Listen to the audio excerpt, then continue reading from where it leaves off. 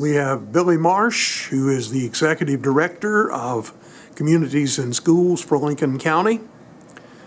We have Becky Ravis, who is officially the Secretary of the Board of Communities and Schools, but who has been very much involved with the Comic-Con development over the past few years. And Mike Payne, who, whether he wants to take credit or not, is probably the person who got Comic-Con started in Lincolnton. Mike, let's start with you. You operate GameSwap. Yes. Lincolnton doesn't have a comic book store as such. You're about as close as we get to that. Can you tell us a little bit about it? Yes. Let's see, we carry retro, vintage, and modern games, used and new. We also have a big arcade section. And we carry comics, not, an entire selection, but we do have back issues of comics and toys. Now, here's a question for you that may be totally unanswerable. Do you have any idea who the most popular comic book character or comic book hero is in our area? Deadpool, without a doubt. Deadpool, absolutely. And you see how out of touch I am? I have no idea who that is. Well, Deadpool's got $1.5 billion in box office in the last 4 years. It's really become very, very popular within the past 5 years. Yeah. Sort of an anti-hero. Yeah. So I would say without a doubt. With a Deadpool. sense of humor. Well, obviously, the target market for Comic-Con is not old codgers like me. Comic-Con, of course, is, for anyone who does not already know, Saturday, 10 to 5 at Lincolnton High School. Admission is $5 for anybody over 12. 12 and under get in free. Concessions will be available, and you can come and spend an hour, or you can come and spend a day. There will also, I understand, be some prizes for the best costumes. Yes, we're having our costume contest again this year, and so much more at Alterations. They are running the cosplay contest this year. So we'll have two different groups, an advanced group and a just for fun group, and there will be 3 winners from each group to win prizes. So the guys on the TV program, The Big Bang Theory, would be right at home. Right, exactly. Becky, the Comic-Con thing started, as I understand it, back in 2014. Can you give us a little history, background? We started with an art auction, and I actually was not on the board then, but I dressed up like Wonder Woman and went. But we had gotten lots of art from local artists and some other really good items for silent auction. We had some pottery, we had all kinds of things. So even though the weather was bad, we had a really good crowd, and then we brought that back in 2016 and brought it on a smaller scale and did it over at Fausto Coffee, and had really, really great art, some of which Billy gets through Heroes Con, the big, huge con in the area, through his work with them, and we did really well. Had a lot of people dress up. And Mike was on our committee for that, and then he called me one day and said, I have an idea I want to talk to you about. And in the back of my head, I said, I know he's going to ask about doing a Comic-Con. I know it. I'm so excited. I'm so excited. So then we sat down, and that's what he said, and it's grown from there. Are you by any chance going to be Wonder Woman this year? No, I'm going to be Black Canary from the Justice League. So nobody will know who I am, but as per usual, I'm going to look great.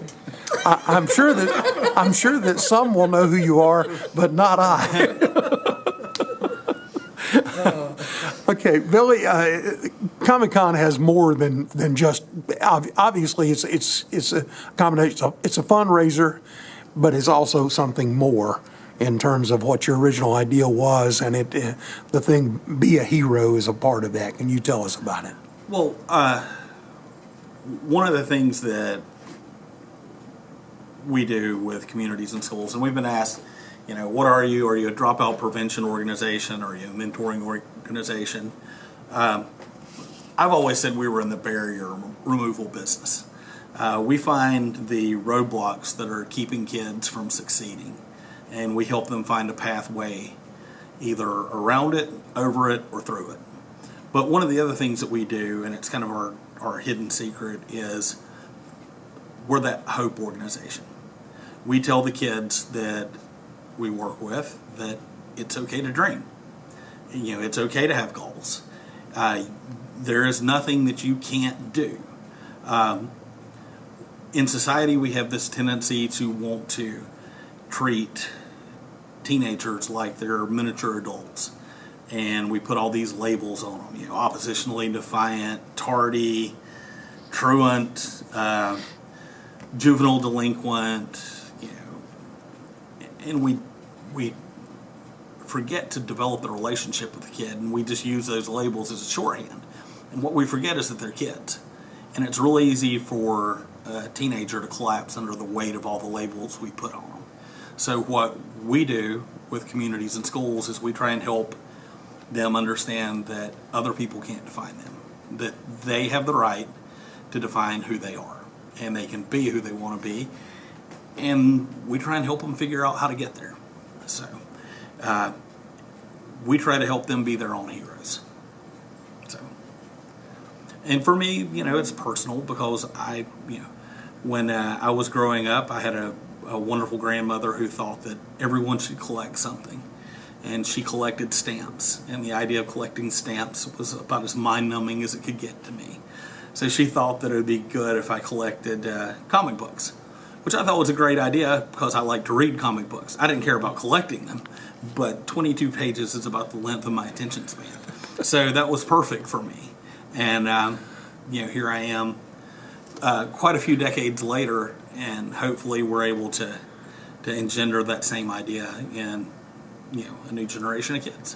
Do you still have some of those comic books? The old ones? Oh, if I do, there are people that collect them that would be ashamed of the way that I've maintained them. But I'm sure I've got something somewhere. My wife accuses me of being a hoarder, so she makes me throw out magazines that I've kept for 15 years. But anyway. The Comic-Con event is obviously, as I said, geared toward a younger demographic.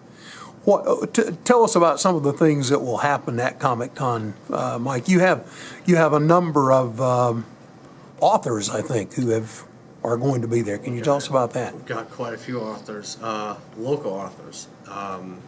Odessa Black, who's actually a good friend of mine, who writes a lot of supernatural thrillers. She's going to be there. Quite a few others. We're going to have a lot of great artists. They're just amazing. Our featured artist is John Hairston Jr., which he does incredible stuff from the smallest thing to the largest mural that you can think possible. I mean, it's just amazing work. And a lot of the artists that are coming do amazing stuff. We're going to have a lot of vendors, a lot of comic vendors. And that's always the big thing, is the comic vendors. So if you're someone like Billy who doesn't have that long lost treasure, Archie and Jughead, you might be able to find one. Oh, well, if he were to take his stuff there, definitely he could probably rack up, because vendors are always looking for comics. They're always looking for the old stuff. And the toy vendors as well, older toys, newer toys. I know a lot of the kids are, into the pop figures, which are super huge. A lot of Pokemon vendors. So there's going to be a lot going on for all ages too, not just the young. For your 20s, 30s, and older, there's going to be a lot of stuff to offer for everyone. Well, it might help grandmothers and grandfathers to decide what that granddaughter or grandson might want for Christmas this year. And there will be seating for any of the grandparents that want to come and just kind of relax and let their grandkids or grandkids just go and enjoy. It's a safe environment.